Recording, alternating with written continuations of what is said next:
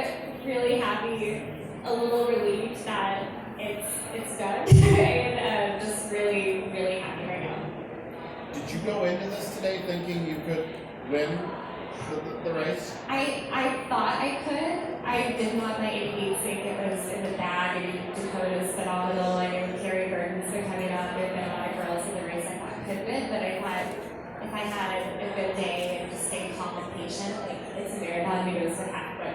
And really happy to have pulled off the win. I know Dakotah is in great shape, so I was trying to kind of gun off her, but she was kind of out the gate right away, and I just thought, hopefully she'll come back a little bit. So, yeah, it was good. It looked like you made a move there that you were able to drop a pack of 4 other runners, and then you were able to surge right by her. What told you that was the right moment to make that move? It's just instinctual, I mean, I could see Dakotah the entire time, even with that pack of girls from the beginning, and I don't know what they were thinking, but I was thinking, let's work together and slowly reel her in, and then I caught up to her, I think, maybe about 19, and when I did catch up to her, I think I kind of stayed right behind her for maybe 200, 300 meters, and my pace was actually slowing down, so I just made a decision to just keep up the rhythm to get up to her, and so that proved to be the right instinctual decision in that moment. So, well, have you run half marathons before? What other distances have you? I have run 3 half marathons before. I've run sub 70 a couple times.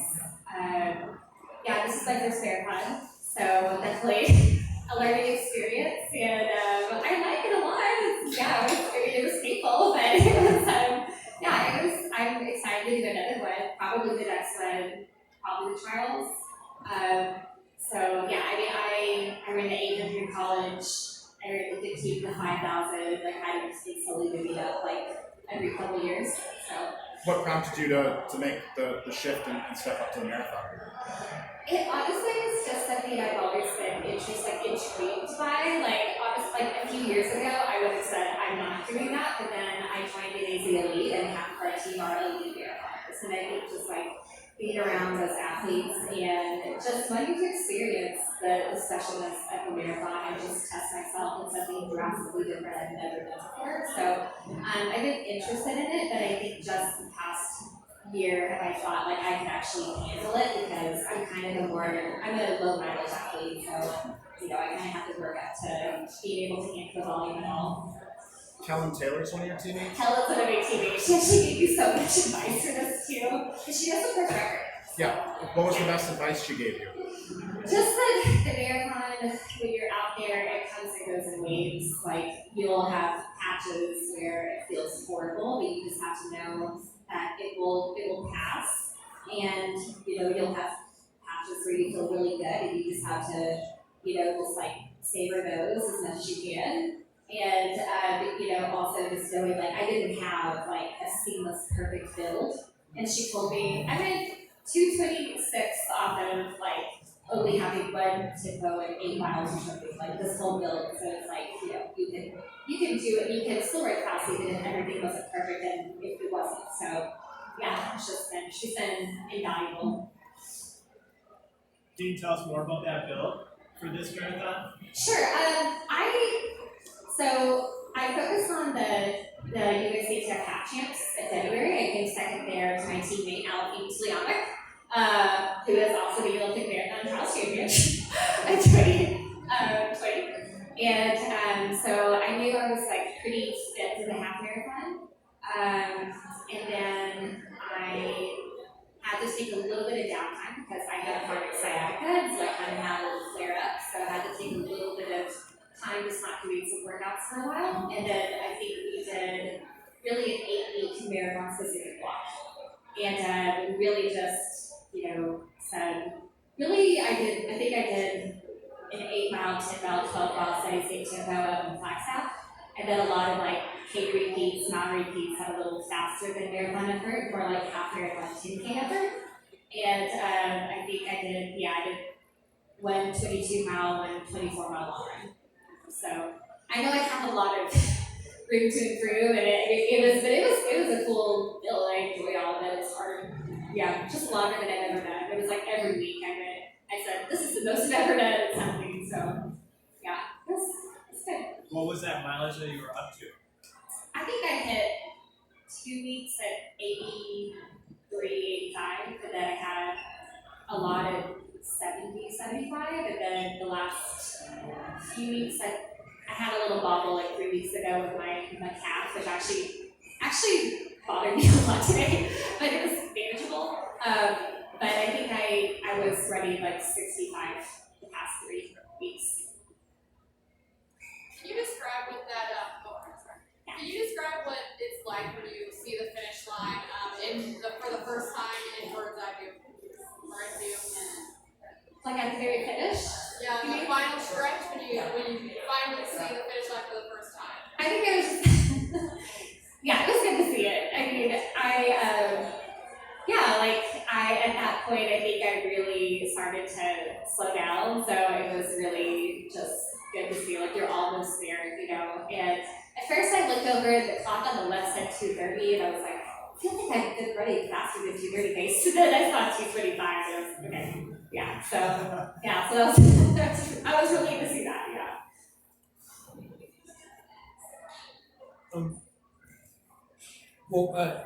One question for you. Yeah. Was the seeing the lift bridge, 10, 15 miles out, was that like a little false flag for you, or did you notice it? You didn't? Okay. I just don't really always.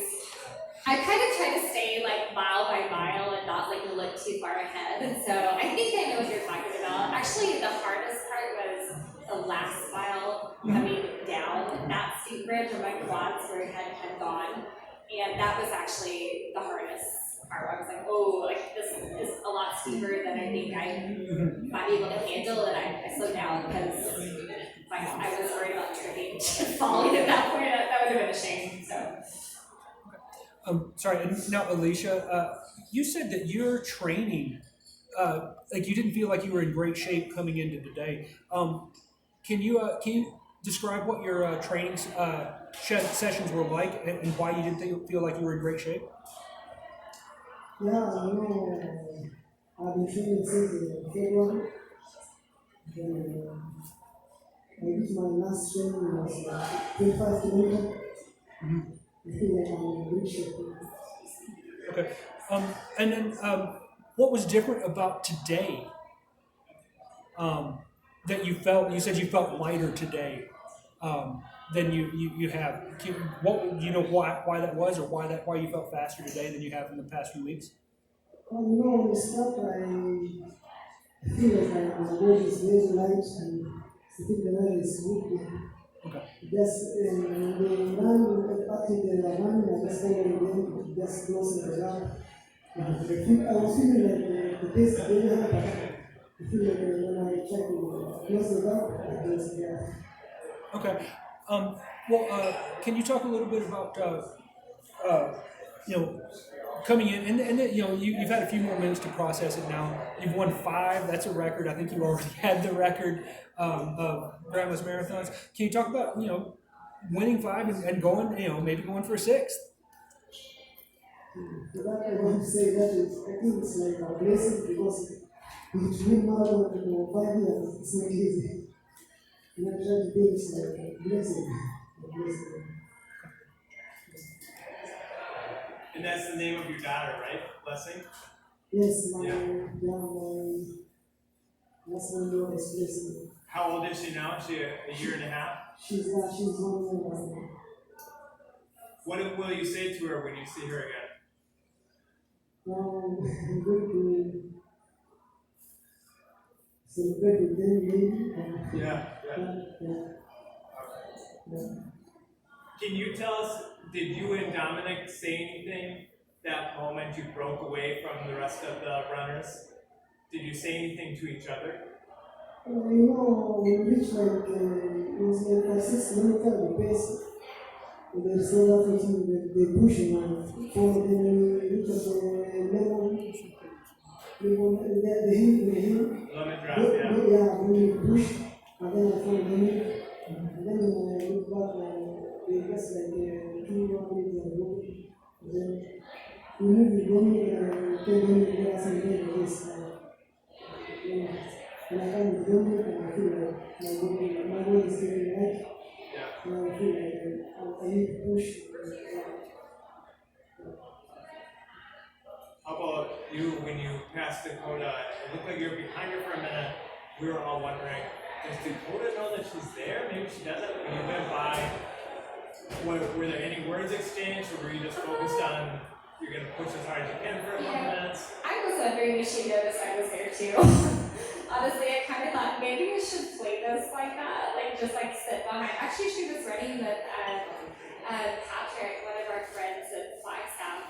It's a local runner, and I didn't even realize it until I caught it behind them because I was going to sit behind her for a while, and then I realized I think I stayed there for maybe 300 meters or something, and just realized like you need to just keep running the pace you're running forward, because I did slow down a little bit when I got behind them. And I don't know if she would have known I was there, but I kind of pulled up beside her when I was still deciding, and we just said, good job, girl. It was just like very basic, and then I just kept going. But I think she did go with me for a second though, yeah.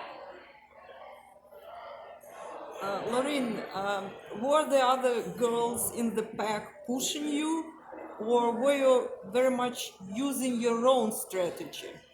I think it was a little bit of both, honestly. I felt like it was me and Carrie Vernon. I had never met the other women that I was running with.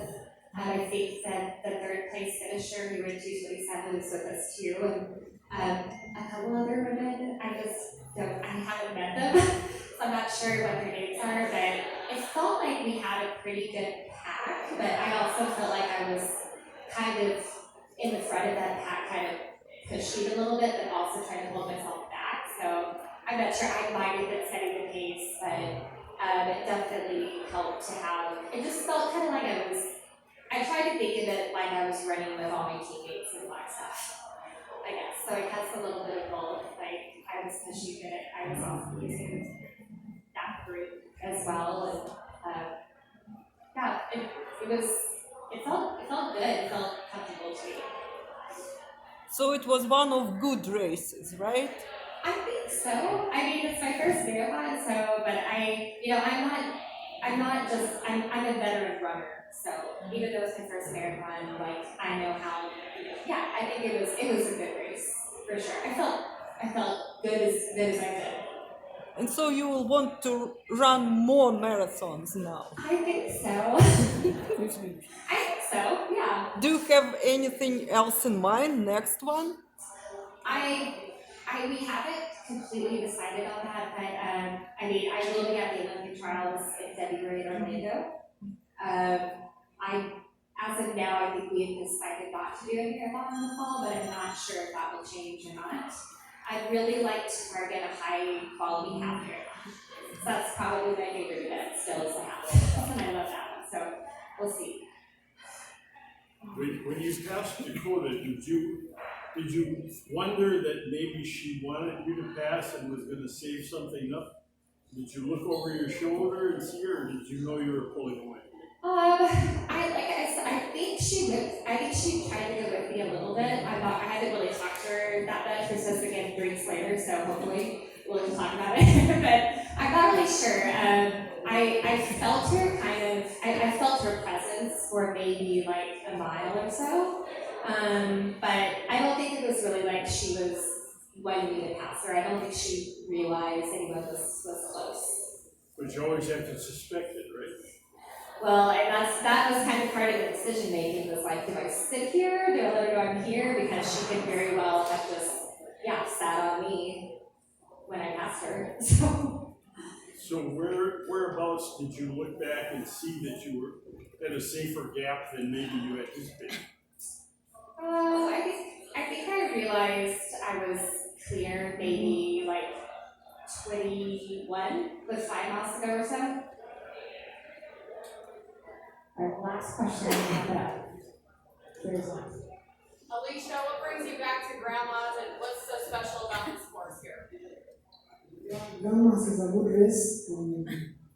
We ran through the forest and we just walked the lake, because it's good.